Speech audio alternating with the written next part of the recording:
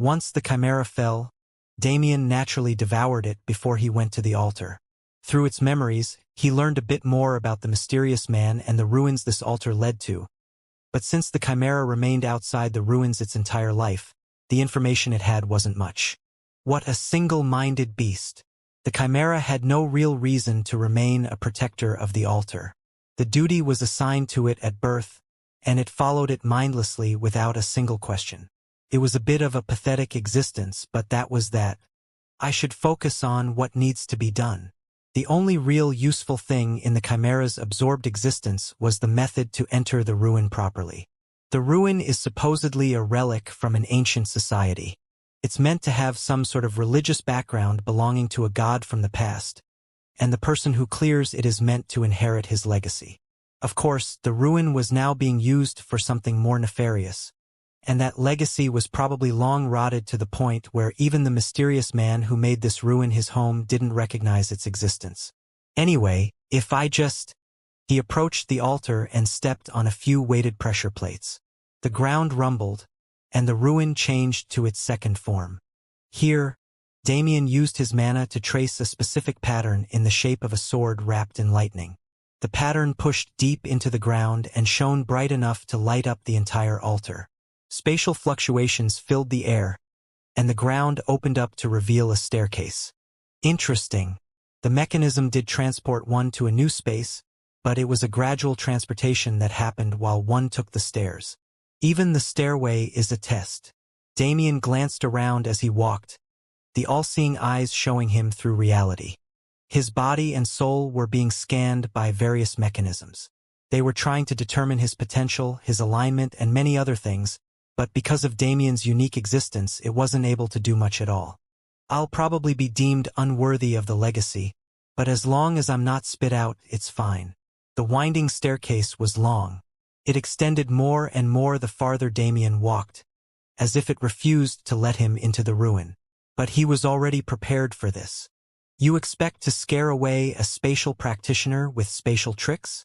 The only reason he was following the ruin's will was because he wanted to go through the spatial displacement without setting off any alarms. Since he was already technically within the ruin now, there was no need to keep doing things legally. Damien put his hands forward and pushed them apart like he was prying open a set of elevator doors. Space tore with his movements, and as he stepped into the crack he created, he found himself in a new space. This should be something like purgatory, a space in between spaces, an intermediary. From here, Damien could take one of many paths that could take him through the plane he was currently in, and as he looked through them, he quickly found the one he wanted. I should observe for a bit first, he thought. He opened that space, expanded it, and allowed its light to pass through his eyes. Like that, a scene was revealed. The scene of a plot that had remained hidden for tens of millennia. It looked similar to the inside of a church. There were no pews, nor was there any religious imagery. All these things had been removed long ago. In front of the stained glass windows that made up the space's rear wall, a man was chained in the air. His arms were spread diagonally above his head and shackled to chains that came from the roof, while his legs were in a similar position chained to the floor. His head hung low, strangely lolling from side to side as if the bones holding it up were twisted and broken. In fact, many of the bones in his body were in the same state. His skin was covered in thick, pulsating black veins of unnatural birth, and overall, he wasn't in any condition to be considered alive. Yet he absolutely was. In place of where believers once stood and worshipped their god was now a myriad of machinery used by the one who desecrated this space. The readings showed the chained man's status, along with many unknown percentages and numbers that nobody but one man could understand. But that man was currently not present in the room. Instead, he was a bit further away, a few rooms down the hall in a damp storage space of his creation. He stood by himself amidst a mountain of corpses. Not a single one was natural. They were chimera-like fusions of various races with humans as the base. Some of them had angelic wings, while others had the features of dragons and beasts. Some seemed like homunculi, while others were more golem-like. But they all had a single common point. In the middle of their chests, they had cavities filled with a certain dark material. their cores the pinnacle of the man's research but also the very thing holding him back. Almost, he spoke to himself. He held a syringe in his hand filled with an unknown solution. With this, I can accomplish it. The light in his eyes was mad. His sanity had long left him as he sunk himself in degeneracy. He was once human too, but that was his state no longer. No, in a situation where he'd be exposed if he took too many victims, he was forced to experiment on himself just as much as he did others. He was a twisted and gruesome sight to look at, perhaps even worse than the corpses he left in his wake. But after so long, he finally did it. Everyone who followed him was killed. In the lower universe, the majority of his research was burned and the scapegoats he prepared to cover him were slaughtered mercilessly. The plans he had made to conquer the Nox race broke down, and without any choice, he fled the lower universe and came to the heavenly world. He never knew this would be his salvation. This world, so massive that a single existence was nothing, gave him the freedom and the opportunity to do whatever he wanted without restriction. And the beings he found here, paired to them, the Nox were mere toys. They became the source of his obsession. He didn't want to join them. No, he'd hardly made contact with them since his arrival. But the goals he had when he was trying to create artificial Nox transferred over to them, and the intensity of his desire scaled to their power level. He spent thousands of years on this. Thousands of years to create his own version of those beings, so he could one day conquer their entire race for his own benefit. He only knew trial and error, experiencing barely any progress in the time he spent working. But, somehow, by some miracle, his life changed 100 years ago. His stunted progress seemed like a work of imagination because of how fast he was making improvements, and finally, the moment came. He found the perfect vessel. And he found the perfect equation. Nobody could stop him this time. He was going to succeed no matter what. That man's name was Richter Snow. His history wasn't anything significant. He started as an ordinary person who wanted to become strong, and along the way, he developed a sort of obsession with that which should not exist. However, his view of that concept was different than most others who sought the same knowledge. Rather than the ethereal forces that qualified under the umbrella, he focused on existences. His pursuit took him to the Nox first, and when he wasn't able to remain in the lower universe any longer, it led him further to beings he had no business being involved with. That was why he never made contact with those beings. He knew he didn't stand a single chance against them. He couldn't abuse them because they didn't have the same limitations that the Nox race possessed. He got his hands on materials related to them, genetic codes and organic samples, through black market dealings. And with those materials, he was able to conduct experiments for countless years. As for why he hadn't been caught, how many like him were there in the heavenly world? This place was too massive for every psycho to be pursued, and since he hid his research extensively, nobody knew how close he was to completing it. But the most important factor was his mobility. He constantly moved. He had been through all the northern regions, moving from base to base as he did experiments on a variety of peoples and beings. The base in the Vanishing Dunes was his main base, so he spent a lot more time here than anyone else, but as long as he had the spatial mechanisms in this ruin under his control, he could return from everywhere. He had confidence, and with that confidence, he approached his next experiment. Asher Norn, to think such a specimen would be hidden in an insignificant clan like theirs. Asher Norn didn't have a great talent for comprehension, but he was born with a unique physique that could acclimate to any condition, which allowed him to make up for his lacking talent and grow at a speed rivaling geniuses. It took weeks, but I am finally certain. His body will perfectly adapt to the foreign genetic code and become something extraordinary. Richter tested it with small samples and isolated experiments using pieces of Asher's DNA which he extracted, and since he had surety now, he was ready to act. He approached the chained man with a smile on his face. This is the moment you become something grand. Asher couldn't hear him. There were too many sedatives in his body for that to be possible. And Richter wasn't going to fly up to where he was chained either. He inserted the syringe in his hand into a nearby arm-like device. It was one of 3 that rose up and injected different parts of Asher's body to prime him for the procedure. Next, I must remove his heart and replace it with the dark core before his body withers.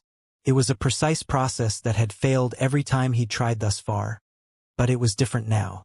The past failures showed him the path to success. Richter was on the ground surrounded by machines. He himself was within a machine that could control the rest like his own limbs. With that, he could properly operate on the subject without relying on processes he couldn't personally oversee. Tens of robotic arms surrounded Asher as the procedure was brought to its proper start. And as the only observer in the area, Damien frowned to himself. I should probably act now. He wanted to see what Richter was up to, so he waited. Unfortunately, the mad scientist was quite set in his ways and didn't reveal much on his own. Plus, he digitized all his research so Damien couldn't easily access it unless he got his hands on one of those machines. I guess he learned from what happened in the lower universe. It was a bit annoying, but looking at how Asher was about to be cut apart, he didn't really have a choice but to act now. Luckily, Damien was a unique individual. He didn't need to keep his targets alive or convince them if he wanted to extract information. Especially now, after his ascension, Devour allowed him to take everything from his opponents, including the very core of their existence. Basically, there was no longer a situation where he needed to keep the enemy alive. He pried open the spatial door and stepped through, arriving in the space. His presence went unnoticed at first because Richter was far too focused on the surgical procedure to focus on what was happening outside. But Damien wasn't planning to make a quiet entrance. Yo, wake up! Boom! He slammed his foot into the ground. The physical force alone caused the earth to quake, causing a large portion of the machinery to malfunction and some to even break apart completely. Who? Richter took off the headset he had on and looked around, his eyes quickly landing on Damien. Who are you? Damien raised his brow. He does crazy shit, but he seems pretty rational in moments like these. He wasn't lashing out or immediately attacking. He saw an intruder who couldn't be estimated easily and took a cautious stance from the get-go, which was something Damien could appreciate. My identity doesn't really matter, does it? Bottom line is that I'm here to stop you, so shouldn't we start fighting? Damien grinned. He wasn't going to entertain all the talking and stalling. He had no interest in Richter. He only needed the man's memories. Boom! Damien let his mana pulse out. It rushed through the room, pushing Richter back and destroying all the machinery left in the vicinity. You? Richter stammered, his eyes wide as saucers. He simply couldn't believe what was happening. It happened too fast and too suddenly for him to even process it, but before he knew it, most of the facilities in this place had been broken into heaps of garbage. My research, it wasn't gone. Because he digitized it, he didn't have to worry about losing it like that. However, the resources needed to build a facility like this cost far too much for him to easily get his progress back in a matter of years. You monster! You monster! It seemed the insanity within Richter was being brought out by the previous series of events. Damien patiently watched it happen. He was going to kill Richter regardless, but he wanted to see what the man could do before he died. He deserved at least that much of a chance, right? Damien glanced over at the suspended man in the background as Richter continued to break down. He looks fine, but that stuff he was injected with earlier can't be good for him. For now, let's... Damien flicked his fingers indiscernibly and separated Asher from the current reality. That should be good. The target was safe and Richter seemed right about ready to fight. So without further ado, I'll kill you. That enraged scream marked the start. Rumble. The ruin quaked. Boom.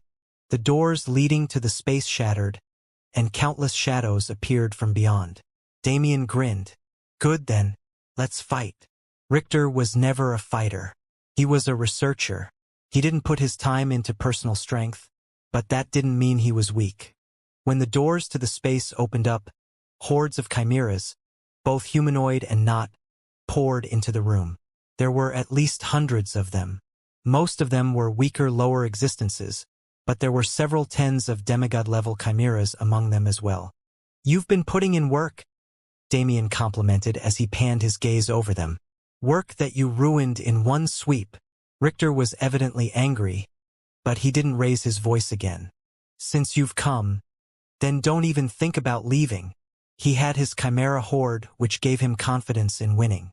Without hesitation, he commanded them to charge, and within an instant, Damien was surrounded by so many life forms that his body disappeared under their shadows. Boom! Boom! Boom! Boom! Damien looked around calmly. There were attacks coming at him from every side, but he was dodging without much of a problem.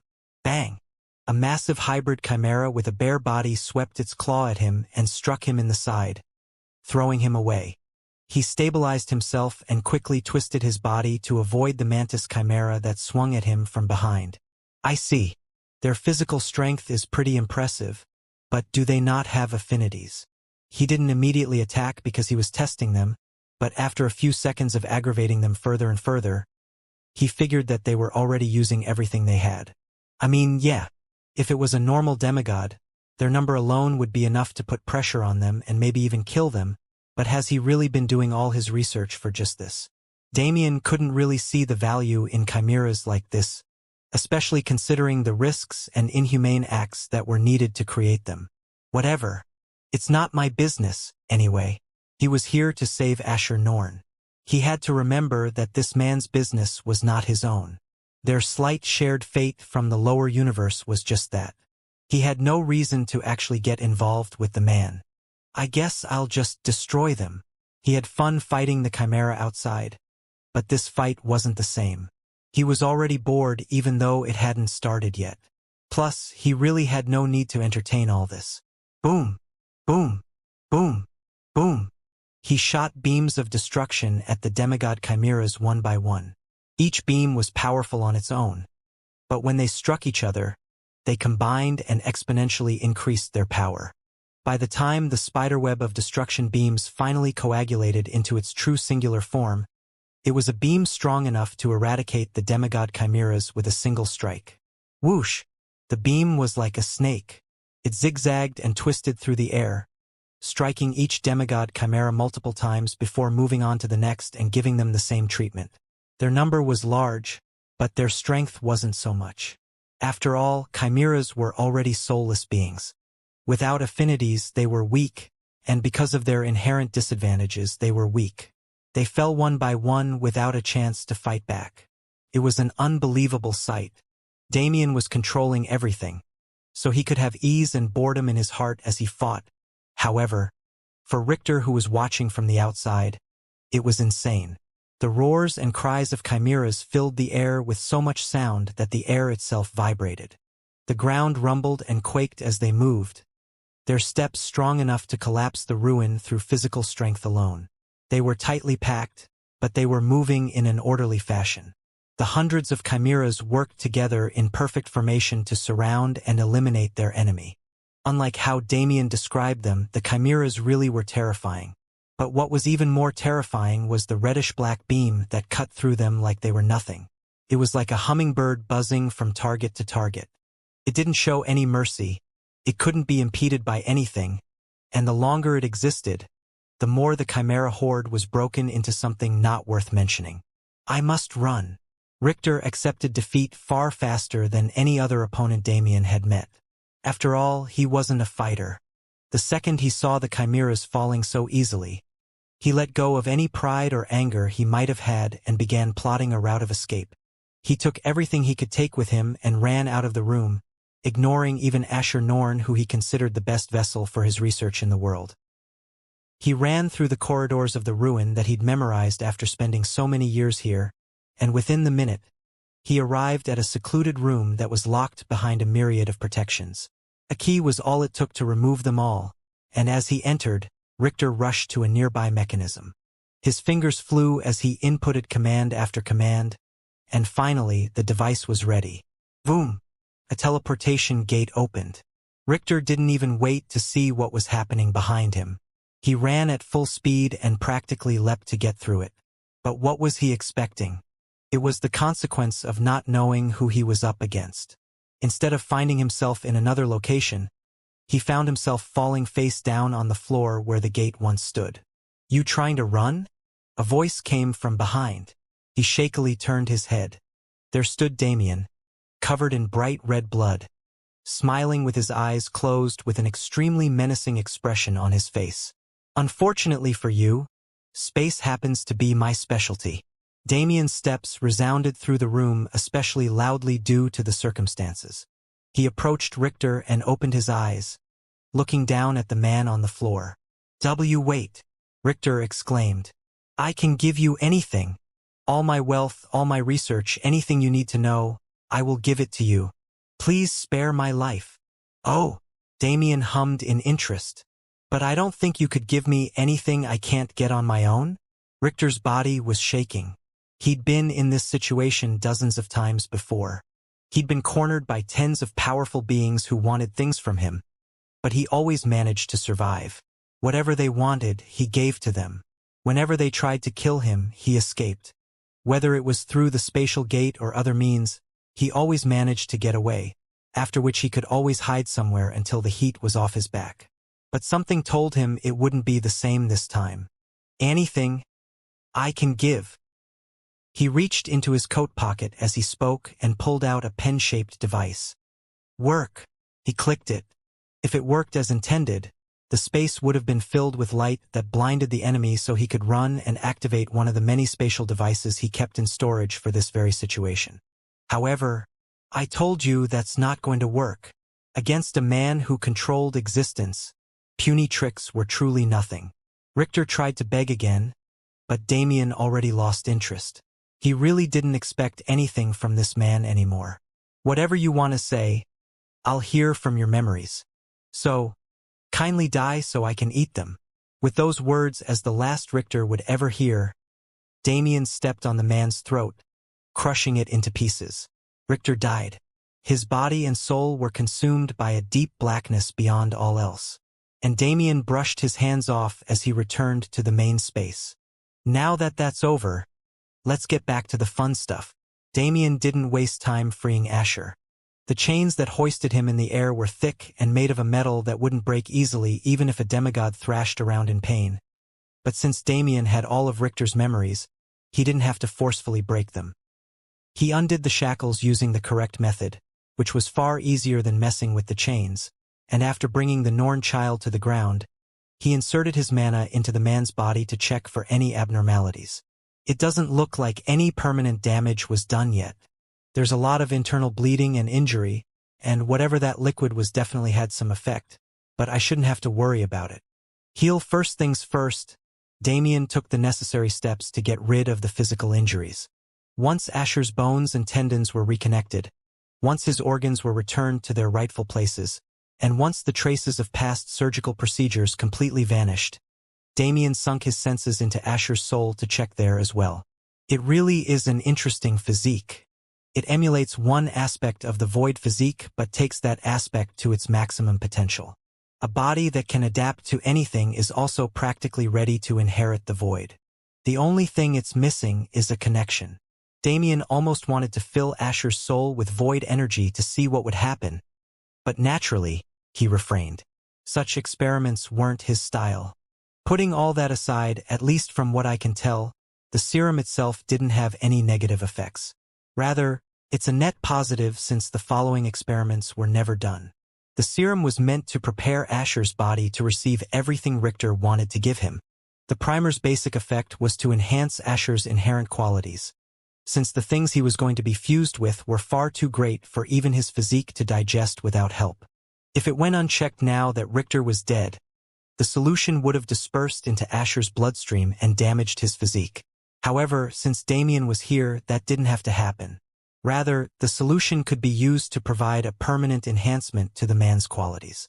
Phew. It's good that that's over with. Asher's state was brought back to normalcy within half an hour, and with nothing but time and some chimera blood on his hands, Damien created a chair and sat down, leaning back and closing his eyes. Ha! No matter the world, there's always trouble. Damien absorbed Richter's existence. He didn't care about the legends of a man like that, but the memories he held encompassed far more than Damien had seen since he arrived in the heavenly world. This was the first time Damien was able to devour the memories of a heavenly world being. Thus, this could be considered his first introduction to the heavenly world in its truest form. He already knew about the layout of the world. That didn't need to be reiterated to him. But there was a lot Yulia left out of her explanation. Maybe it was for his own good, or maybe she had her own agenda, but she did forget to mention some of the most important details. Like the fact that this grand world isn't as secure as one would think it is. Damien expected it. No, he already knew it would be like this. Ever since that day on Alcatraz when he saw the memories of the corrupted foreign material, he'd been painfully aware. The heavenly world was not safe. Just like the lower universe, the heavenly world was facing a grave threat. It was a threat greater than anything Damien could have ever imagined. The foreign races. That was how they were known. Their true name wasn't known. They never tried to spread their legends through the world. The people of this world called them the foreign races, because they truly did not have a word to describe these existences otherwise. Nor did they have a way to logically explain where they came from. Those beings were the creators of the Nox, and as if their agenda in the lower universe foreshadowed a greater plot, they were treating the heavenly world the same way. Like a plaything. Like something they could destroy as they pleased.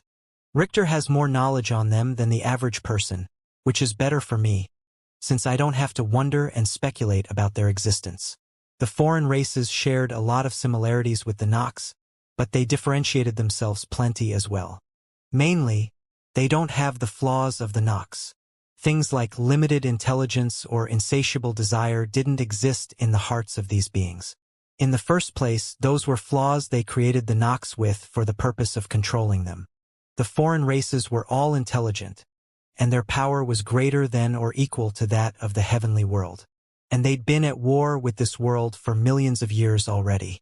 The heavenly world hasn't been insanely corrupted or put at a disadvantage yet, but that's only what can be seen on the surface. If I learned anything from the wars of the past, it's that believing in the external appearance of affairs will only dull one's senses and point them away from the truth.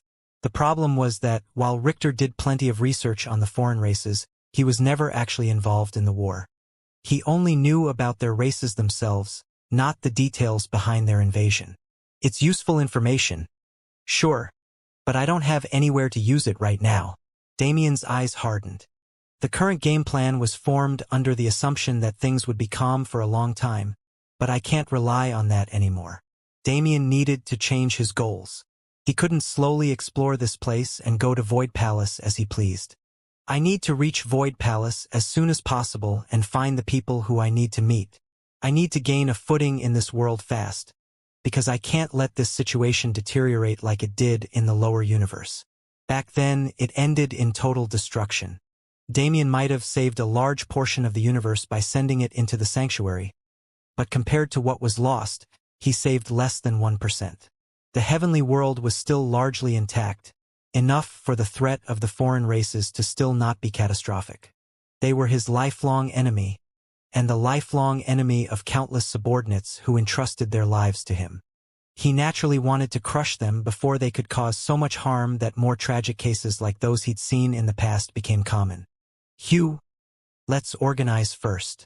He took some time and sorted out his thoughts, forming a relative path forward while considering the possible futures he'd been ignoring before. And in that time, Asher Norn also awoke. Damien turned his eyes towards the man who was confusedly taking in his surroundings and stood up, allowing his chair to dissipate into mana. My wariness was never something I could drop. He'd accepted it. Slow and steady was never an option available to me. He'd accepted it. I need to end everything with my power. He clenched his fist with determination. So that I can enjoy everything I'm forced to ignore because of this bullshit. A strange room, a strange man, a strange body. When Asher Norn's consciousness returned to him, everything seemed unfamiliar. Ach! He winced. His hands went to his head as a stabbing pain filled his skull. Memories of past events came back in fragments. He couldn't recall it all because most of it had been repressed by his trauma response. But the bits and pieces he did remember were terrifying enough. From his head to the rest of his body, his hands rapidly patted him down as he tried to assess his condition. By all logic, he should have been at least half dead by now. If not, then crippled. But looking at himself internally and externally, there didn't seem to be a problem.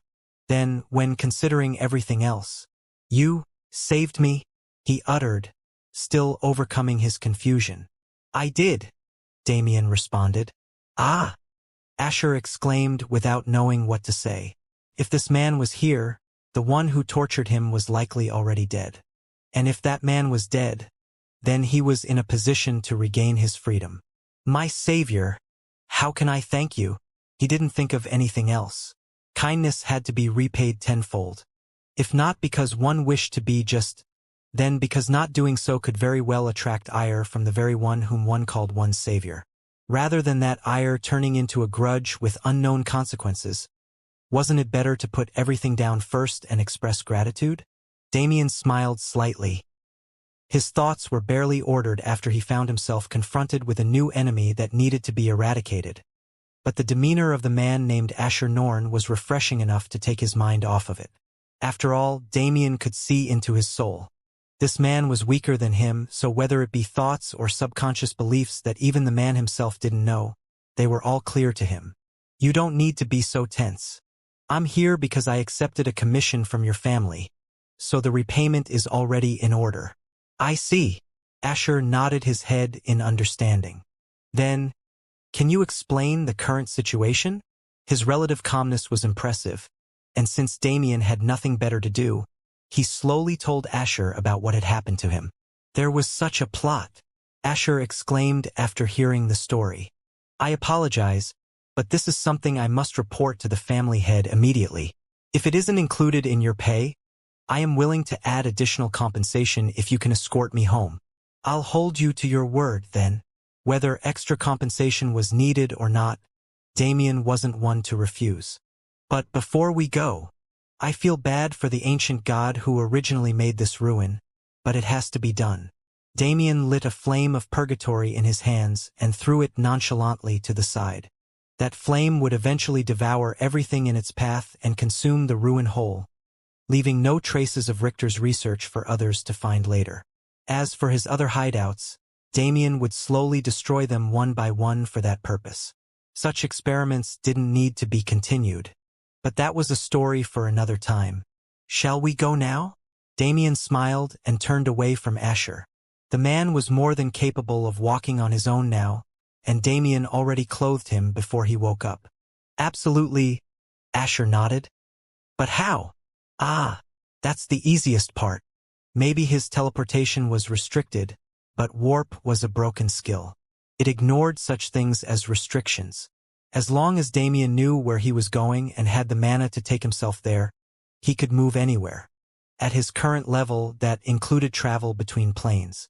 A portal opened up behind him, leading to the same martial arena that was used to test mercenaries before the expedition began. Damien and Asher came out on that side and saw the sunlight of the verdant principality once more, and while it meant nothing to Damien, it was obviously different for Asher. He knelt on the ground and cried.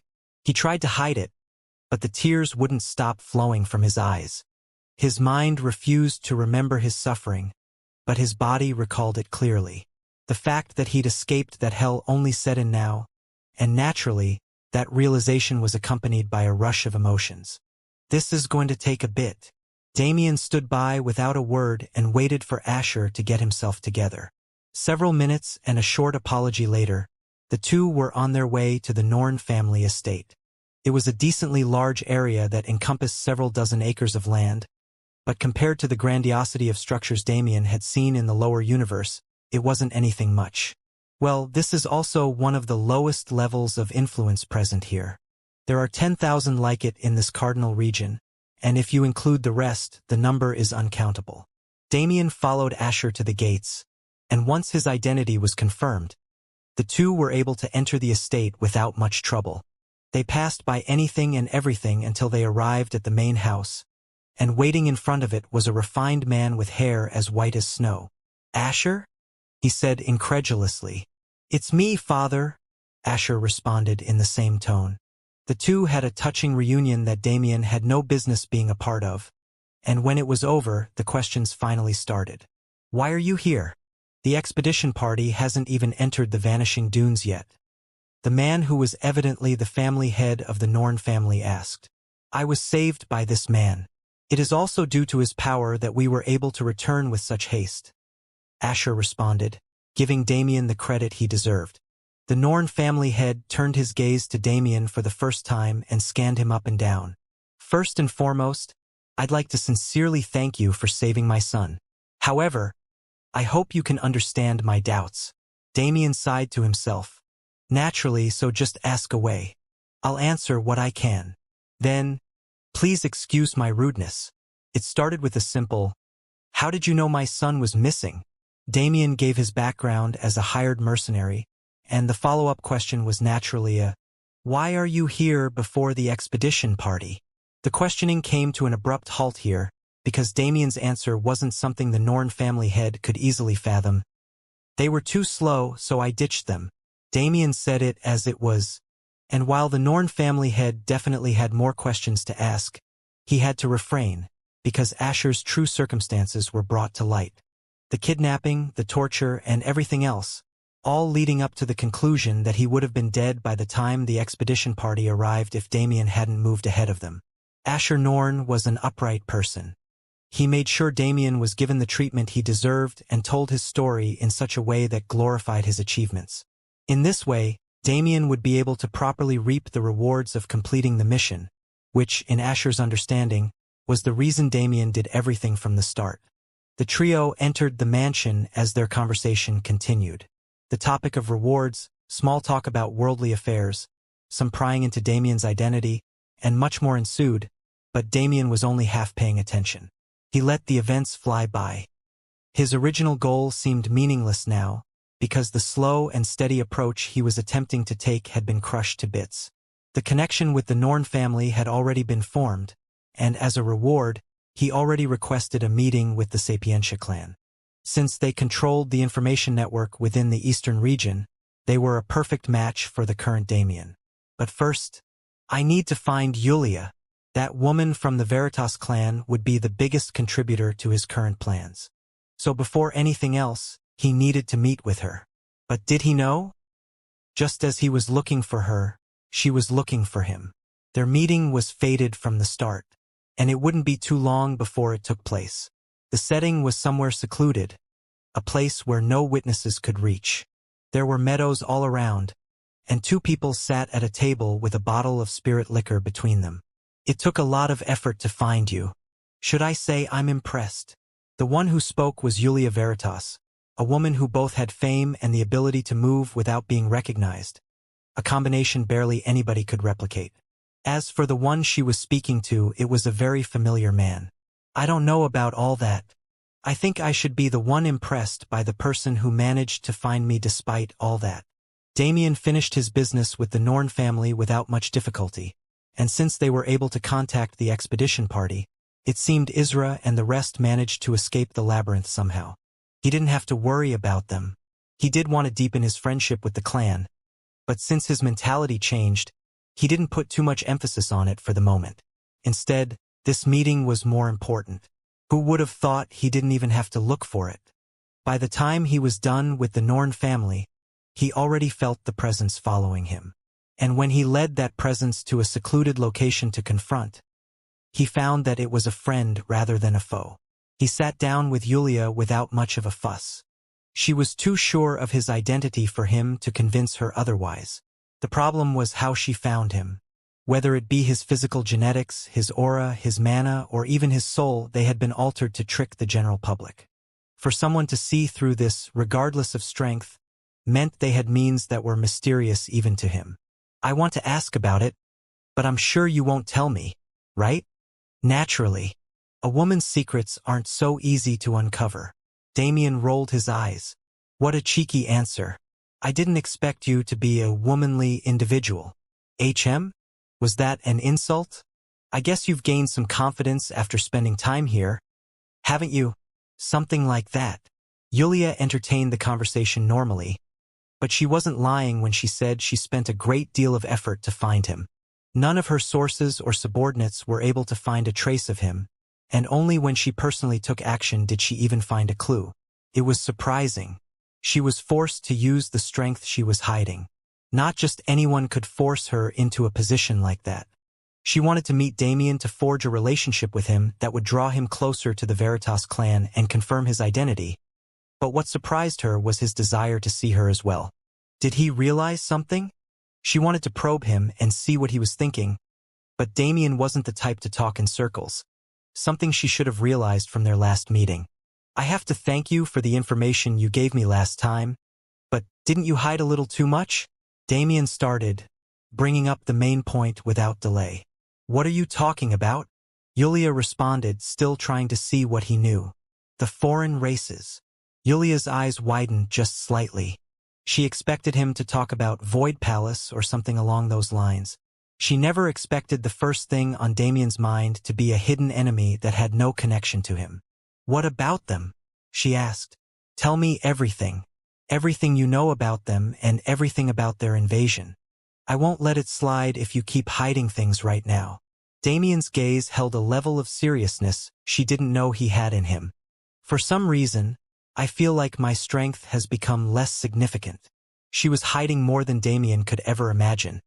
But she suddenly got the feeling that even with her hidden strength, she wouldn't be able to act as she pleased. Though this doesn't have to devolve to that. She didn't hide information about the foreign races with hostile intent. Nor did she do it to help him. Since he was clueless about the heavenly world, the main thing he needed to know was the structure and power of their denizen races. As for the foreign races, people would always learn about them eventually if they just continued living here. It wasn't information that needed to be prioritized, especially since new soldiers didn't really need to be drafted for the war right now. Ha! Damien was leaking a subtle yet noticeable aura of hostility, not towards her, but towards the subject in question. She couldn't just half-ass her answer here. I don't know how much you already know, but it's something like this. She reiterated the information Damien learned from Richter's memories first. The foreign races appeared on the periphery countless tens of millions of years ago. They never made their reason for attacking known, but the fact that they had high intelligence was well known, not only through their scheming nature and cautious movements, but also due to attempts made to communicate with them. Their stance was something similar to a dominator. From the highest ranks to the lowest, they viewed the people of the heavenly world as prey, people who weren't worth communicating with. And unlike the Nox, who had a physical place in the lower universe, the foreign races came from somewhere else. Nobody knew where that place was. No matter how much they investigated, it was impossible to find its location. However, when the foreign races invaded, a connection between those two places was formed. They're called dimensional cracks, Yulia said. They're connection points between the home of the foreign races to our world. The heavenly order has made moves to combat them, which gives us some advantages. But if we cannot make full use of those advantages, the foreign races can turn portions of our land into their territory. The war has been proceeding slowly. I'm not sure what they've been waiting for, but they've never gone all out against us. For the first few million years, they just tested the waters and moved in the shadows. After that, they started invading slowly but never really pushed us. We know that they have high-rank beings among them, but none of them have made an effort to invade the world yet. Damien could understand it somewhat. Since the foreign races had been plotting in the lower universe during the time they spent probing the heavenly world, they clearly had plans to take everything the universe could offer before destroying it. But since the lower universe was gone now, would they continue to wait? Damien didn't speculate much. There was definitely more Yulia had to say, but she stopped explaining there. I'm not sure what kind of grudge you have against the foreign races, but that's hardly what you should be worrying about. Yukia's eyes narrowed as she observed Damien's reactions. Right now, I think you should focus your attention on Void Palace. After all, their situation has been getting more desperate by the day. Void Palace? Damien was surprised when she suddenly brought it up. He had no idea she'd figured out his affiliation, nor did he know how she did it. What do they have to do with me? There's no point trying to act uninvolved. Unfortunately for you, each of the 8 great clans has their own insignia to set them apart from the masses. Yulia replied with a smile. For our Veritas clan, it's the third eye on our foreheads. She raised her bangs so he could see it. It wasn't a physical eye, but a tattoo-like marking faded into the skin like it was natural. It looked mystical, and just gazing into it made Damien feel compelled to tell the truth. And for Void Palace, it's your unique purple eyes. Void Palace was different from the other clans because their trait wasn't a marking, but something genetic. It made it seem like everyone in the clan was from the same lineage, but that wasn't true. The direct descendants of the Void Lord were born with natural purple eyes, while the members from other lineages and those taken in from the outside would eventually develop the same eyes when they started practicing Void Palace's techniques. There was a difference between the two, but it wasn't something known to those outside the clan. The direct descendants of the Void Lord were born with natural purple eyes, while the members from other lineages and those taken in from the outside would eventually develop the same eyes when they started practicing Void Palace's techniques. There was a difference between the two, but it wasn't something known to those outside the clan. You did a good job hiding when you left the ship, but you made a mistake forgetting to hide before meeting me. Damien raised his brow. It's definitely an interesting thing, but haven't we already had the conversation about me being an ascender? You know that kind of thing doesn't exist in the lower universe, right? Yulia's smile widened. Isn't that the most curious part? She grabbed her cup and took a sip of spirit liquor, pausing as if she wanted to make her next words more impactful. This rule applies throughout the entire cosmos, whether it be here or the lower universe. The fact that you are an ascender just makes your existence even more mysterious and far more amusing to understand. Damien didn't know what to say. Well, that's some shit. He really got played. Don't worry, Yulia continued. My crew is absolutely loyal. None of them will reveal anything unless I tell them to, and most of them probably didn't even put two and two together on their own. The unique traits of each clan were definitely noticeable, but there was also a specific demeanor that those who ruled the world possessed. It was impossible to stand in a position where quintillions of existences bowed before one's feet and remain someone without regality. However, Damien didn't possess it at all. He did have eyes that set him apart from the rest, but he acted like a commoner. It was a small detail, one that nobody would directly notice but inherently understand, but it was enough to make people believe in coincidence. Damien sighed to himself. I guess there's nothing I can say to deny it? Nothing at all. Then let's just continue with the conversation. What's the situation with Void Palace? Yulia nodded, her brows wiggling slightly as she reveled in her victory. A few million years ago, Void Palace wasn't an influence that could be considered one of the 8 great clans. Rather, it was an influence that stood above us all. Unfortunately, that status couldn't be maintained. It all changed so fast that it seemed like it happened in a day. As the story went, the war with the foreign races had become large and small over the eons, but it always had a place in the heavenly world's history. And because they came through dimensional cracks, the influence known as Void Palace rose to prominence faster than anyone else. On top of their main lineages, whose powers and abilities were varied and unpredictable, they gathered all the spatial practitioners in the world and became a haven for them. These spatial practitioners were incredibly important, because only they had the ability to regulate dimensional cracks, which gave the heavenly world a great advantage against the invading enemy. With the passing of time and the growth of their power, Void Palace rose and rose and rose until nobody else could stand up to them. And naturally, that attracted ire from other forces. They had large and small conflicts with several influences, including a few of the 8 great clans, and their power was diminished to an extent, but even then their foundation couldn't be shaken. Until that day, the Void Lord disappeared. They lost their pillar. The man who created Void Palace and led their development, the man who was the source of all of their inheritances and legacies, the man who was regarded as the strongest in the world, that man disappeared from the world, and no matter how much time passed, he never returned. Void Palace could never be broken. Their influence is too strong, the common people support them to almost a fanatical level, and their importance to the world is too great for anyone to force them to disband. But without their pillar, they weren't able to maintain their previous status. They eventually became the 8th of the 8 great clans, and their land was encroached upon by several other forces. The Divine Order of the Southwest and the Stria clan of the North both started biting off chunks of the southern region, and while the Kyushu Federation never showed real hostile intent, as a mercantile empire, they naturally started expanding as well. The legacy of Void Palace became weaker, and they were forced to hold themselves up in their own principality. They haven't been able to properly fight against those trying to destroy them. Their geniuses still come out and show their strength to prove that Void Palace is still a great clan. But that isn't enough to fight the other great clans. The situation has been getting worse recently. Divine Order seems to have encountered something that greatly raised their overall combat power, and the Stria clan has become more forward in their conquest. If this continues, the southern region will be divided between other powers in at most a decade, and Void Palace will lose its standing. They need a leader, they need unity, and they need a chance to start fighting back. Wuxia basically finished her overview there.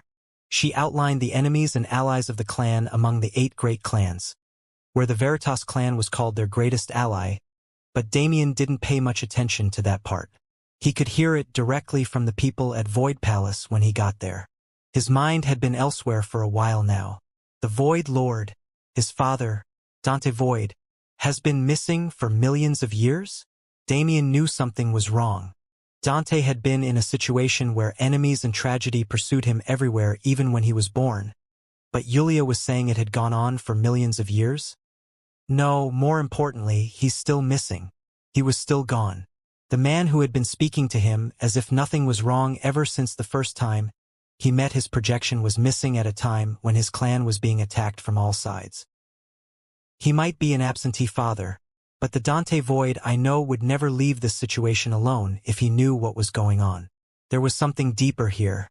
Something was happening to his father and his clan. He needed to find out what it was as soon as possible. Void Palace was meant to be the backing that allowed me to move freely in the heavenly world once I had some status. Even the plans I made for the foreign races relied on their influence to an extent. He was staying in the eastern region because he wanted to prove his worth to those people before heading there. But, as Wuxia said, he couldn't be so leisurely anymore. The southern region.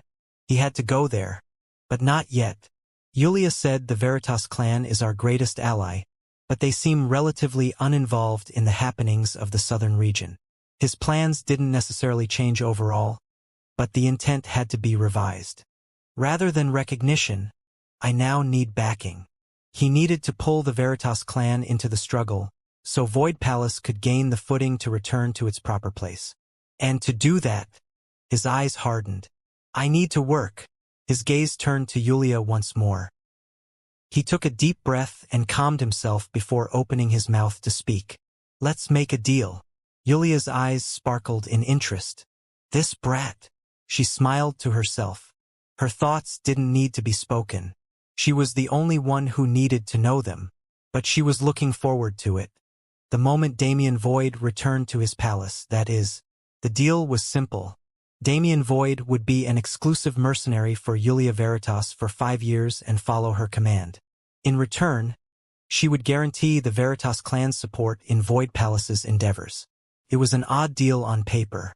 What Damien suggested was a deal that would result in the Veritas clan's support, but he didn't know what they wanted, since he didn't have any sort of deep relationship with Wuxia or anyone else from their influence. Wuxia herself was the one who suggested the 5-year mercenary side of the deal. She didn't specify exactly what she wanted him to do in that time, but because it was a negligible condition for the rewards it would beget, Damien was clear on the fact that he would be worked like a slave for 5 years doing things he couldn't even imagine. Still, he signed off on the deal, and with the heavenly order as witness, it became something inviolable. Through this, Damien also managed to learn that Wuxia was someone with enough say in the clan to guarantee support with her promise. The two of them parted ways after making their agreement and exchanging information so they could contact each other. Damien had 1 month before he would be given his first task. That was 1 month he could use to set up a foundation for himself. It's time to visit the Xianxia clan. They were another important step in his plan. No matter how strong or influential the Veritas clan was, and no matter how loyal the Xianxia clan was to them, he couldn't guarantee their support just because he had a deal with Wuxia. He needed to form a separate relationship with the Xianxia clan. Why? Because they were people who controlled information better than most other forces in the entire heavenly world. Only the Kyushu Federation had an information network better than theirs, and since they didn't move for anything other than profit, Damien wasn't interested in working with them quite yet. He didn't have enough to bring to the table, after all. What did he have to bring to the Xianxia clan, then? The answer was still nothing. Damien was just a baby in the heavenly world.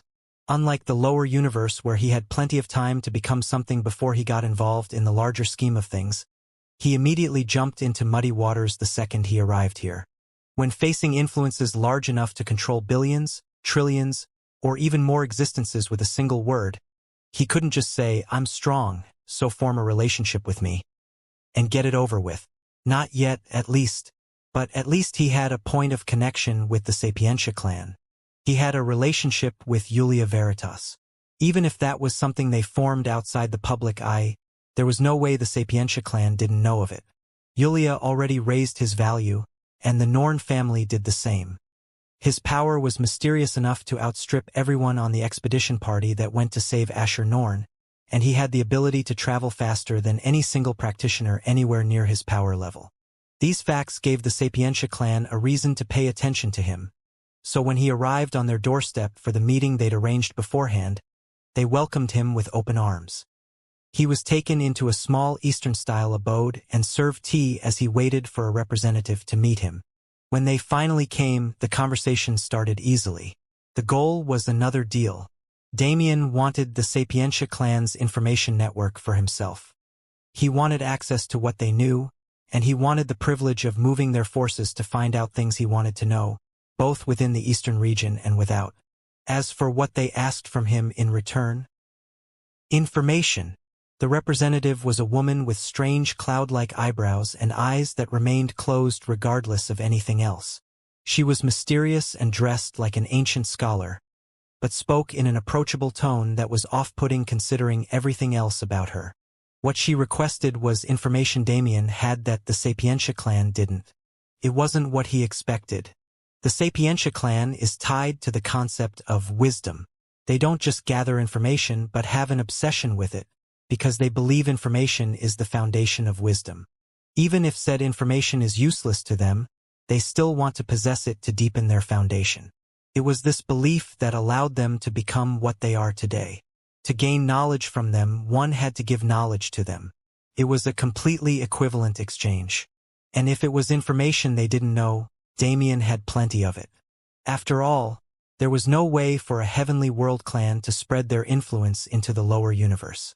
Damien had a wealth of knowledge they couldn't fathom, and thus, no matter what he wanted from them, he could get it. This is more convenient than I could have hoped for. Ascension was a rare phenomenon. People didn't just reach the demigod rank willy-nilly. There were definitely people who came to the heavenly world and used this same method to gain standing in the past, but none of them knew what he did. Because Damien possessed all the knowledge of the lower universe. In totality, "How much do you know about the lower universe?" he asked so he could gauge what to share and what could be avoided. He could also use this to learn how much different pieces of information about the lower universe were worth. The Xianxia clan knew about the Nox, the different sectors and their dominant races, the power structure and clans, and a lot more general information. However, aside from facts about specific sects and races that were gathered from other ascenders, they didn't have much detailed knowledge. Damien could provide them exactly that, and more than anything else, he could tell them the secrets of the Nox and the Abyss that nobody else knew, especially information about the Nox race's connection with the foreign races.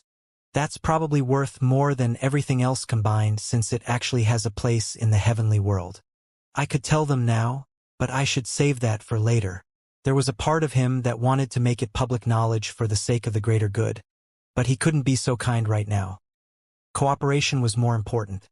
He could personally spread that news when the time came. To gain what he needed, Damien started with Grand Heaven's boundary itself. The dimensional leaderboard, the war that collapsed sector after sector, and a few tidbits about the Nox that heavily implied the wealth of knowledge Damien was withholding. The Xianxia clan representative noted down everything he said on a jade slip as he spoke, her expression remaining still as always. But the wiggling of her eyelids as she tried to keep them closed made it obvious she was surprised. "I will consult with the council, but this exchange should grant you high clearance," she said when he finished. It was a short business interaction, and they only said what needed to be said, but it was enough. The representative left and Damien waited for her return. Okay. He was calm. He was calm. He was remaining calm. But it was difficult. He wanted to be done with all of this. He wanted to move, get stronger, and reach a point where none of this was necessary anymore. He missed it a lot. He didn't realize how much he'd miss it until it was gone. But he understood them now. Standing at the peak was amazing. The convenience was hard to let go of once it was experienced.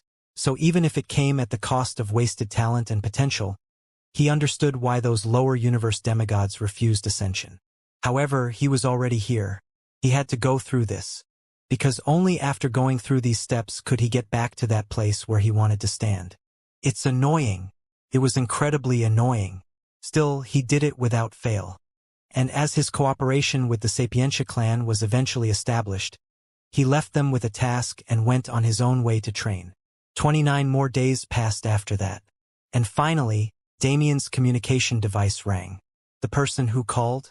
Naturally, it was Julia Veritas. Are you ready?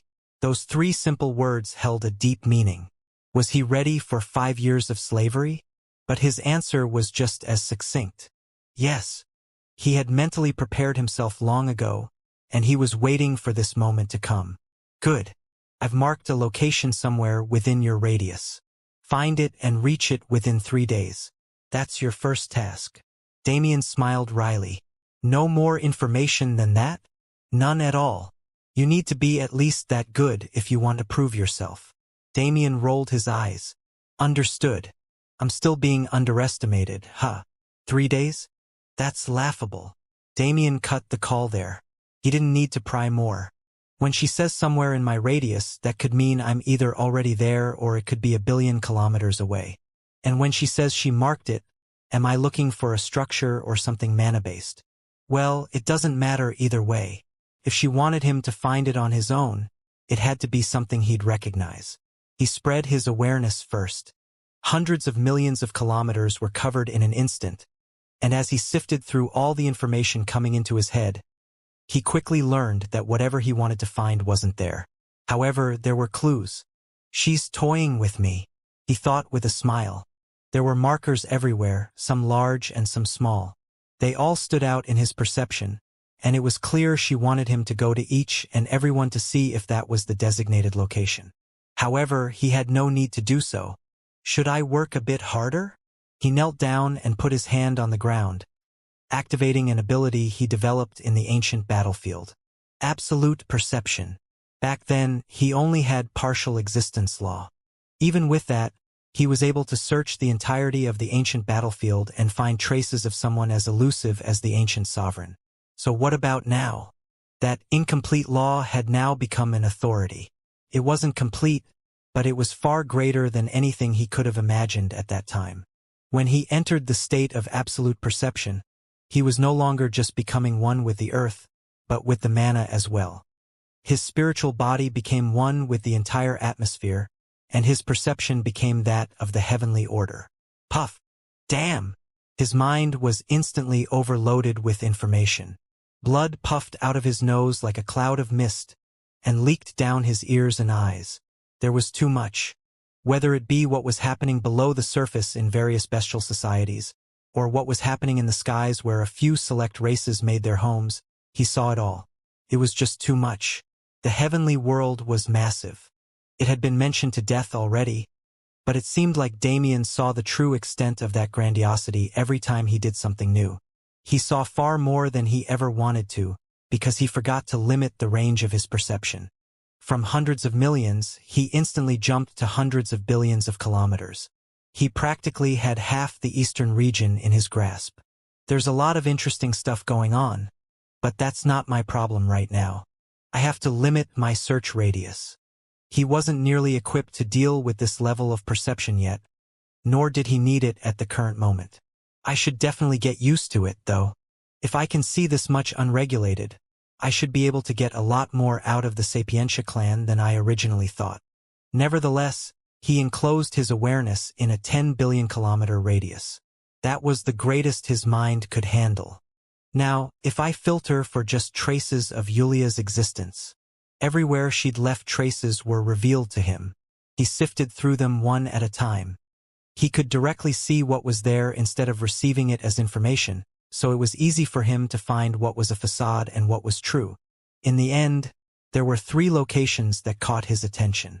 The first is a totem in the middle of nowhere, the second is an empty land that has an active underworld, and the last is a den of shady characters. Since he didn't know exactly what he was looking for, it really could have been any of those locations. But my gut tells me it's the third. It was a place perfect for a mercenary, a bar where only people who desired the freedom of such a job could stay. Let's beeline then. It was roughly 6 billion kilometers away, a completely random distance. With 10 million kilometers covered with every teleportation, and every teleportation taking roughly a second, it only took Damien 10 minutes to arrive at the door. He opened it and walked in. The atmosphere was rowdy. Those gathered were all crass individuals who didn't care to abide by social customs if it meant they could be themselves. They were from all different races, with so many strange personalities and appearances that the word strange became irrelevant. This was a place those with status like Yulia would usually avoid, calling it uncouth, but Damien quite appreciated this kind of environment where everyone could be in the same room regardless of differences because of their shared passion. Plus, I don't know what it's like for others, but Yulia would definitely fit in here. Damien walked past several tables full of mercenaries who eyed him as he passed and sat down at the bar. The bartender glanced over, but didn't go out of his way to attend to him. "Unwelcoming, aren't you?" Damien said sarcastically. "I apologize, but you look a bit too pristine to be in a place like this." Damien raised his brow and looked at himself. Is cleanliness a problem? Or maybe I look too much like a noble? He shrugged to himself. I don't think bartenders are supposed to care about shit like that. Just serve me some good liquor and be on your way. The bartender scrutinized Damien with his gaze for a moment before sighing to himself and doing as he was told. As the drink arrived as Damien ordered, someone sat down next to him and ordered their own drink. "What do you think?" Damien said as he took a sip of the liquor. It burned, and the taste was piss-poor. It wasn't like the liquor he personally made, but it had its own charm like a barbarian warrior on a battlefield of blood. When you went on about underestimation, I got a bit curious, but 10 minutes was beyond my expectation. The person beside him spoke, taking a sip of her own drink. "Didn't I tell you when we first met? This is normal for me. Arrogant brat. Isn't that why you picked me?" Touché. Damien and Yulia sat in the bar and finished their drinks as if they were regular customers. But there was a silent war going on between them. They had a contractor-contractee relationship that was close to a slave contract. But Damien refused to be treated like a slave. Yulia respected it, but she also expected him to act like someone who was taking orders, because she couldn't put a wild card into a team of mercenaries who had their own hierarchical structure. What Damien wanted to show her was that he didn't need something like a team, and while she didn't like it, she had no choice but to accept it. He'd won this time. Whatever. Welcome to the den. This is where you'll be taking your missions from now on, and that guy, Yulia motioned towards the bartender with her eyes, is the one who'll act as the middleman between the two of us. Damien nodded. All right, then, since you're here now, I'm assuming you're giving me the first one on your own? Naturally, Yulia responded with a smile. It wouldn't be any fun if I wasn't present for the initiation. That? Damien frowned. The air in the bar suddenly changed, and all eyes were on him. It's simple, Yulia said. She grinned as she stood up and started walking away. Either defeat everyone here and get your way or lose and do things my way.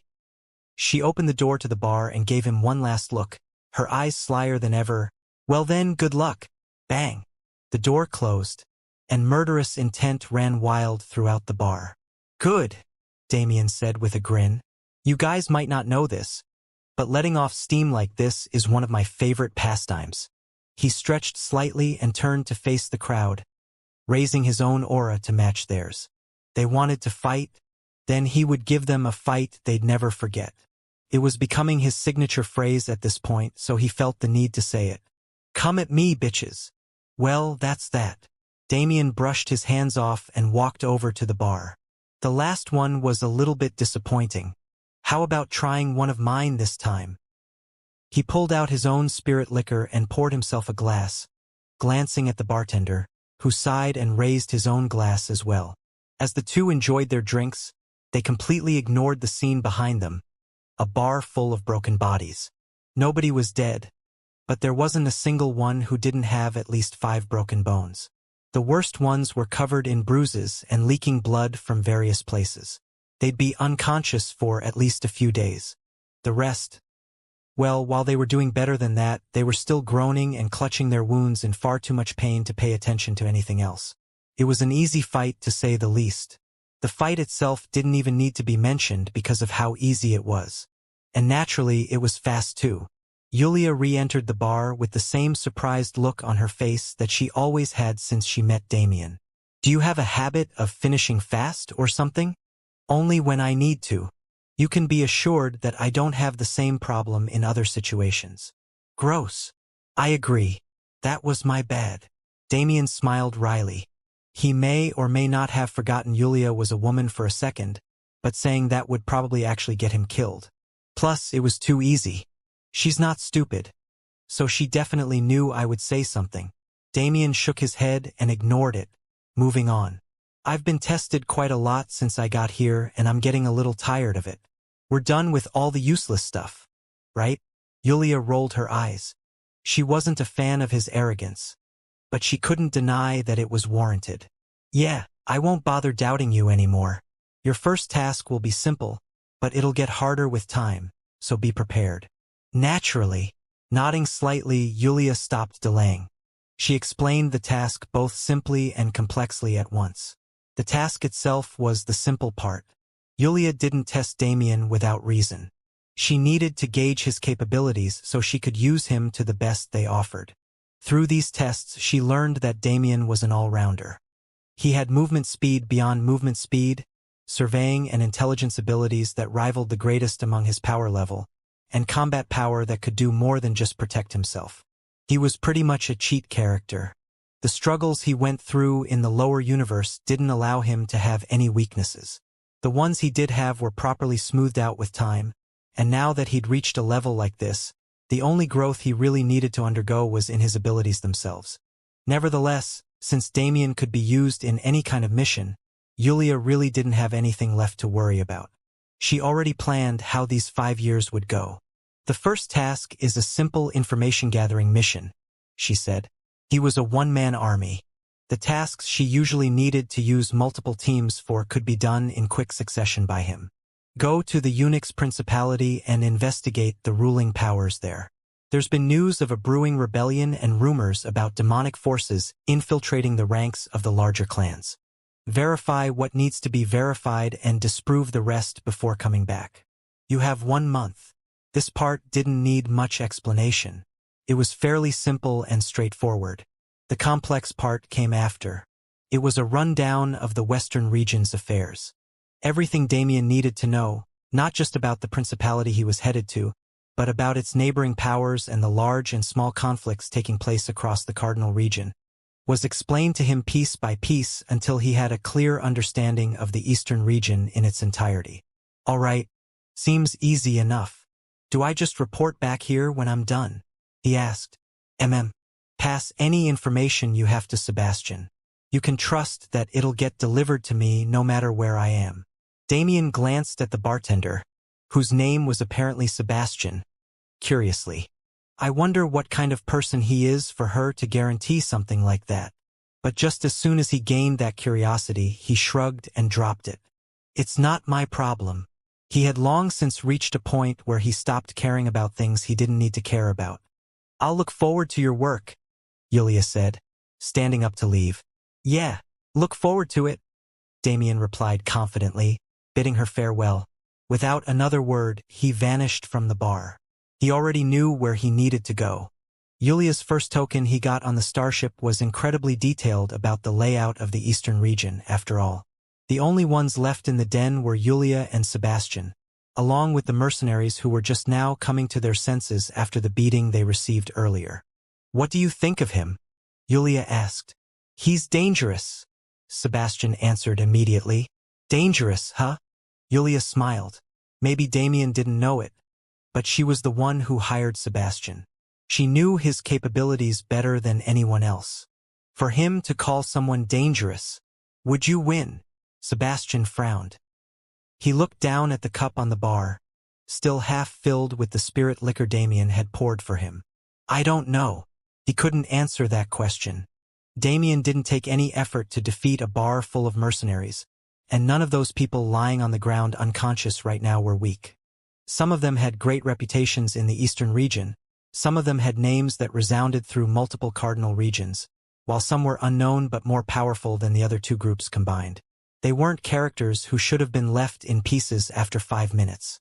Especially not when over 30 of them were working together. Damien Void. Yulia's eyes narrowed strangely.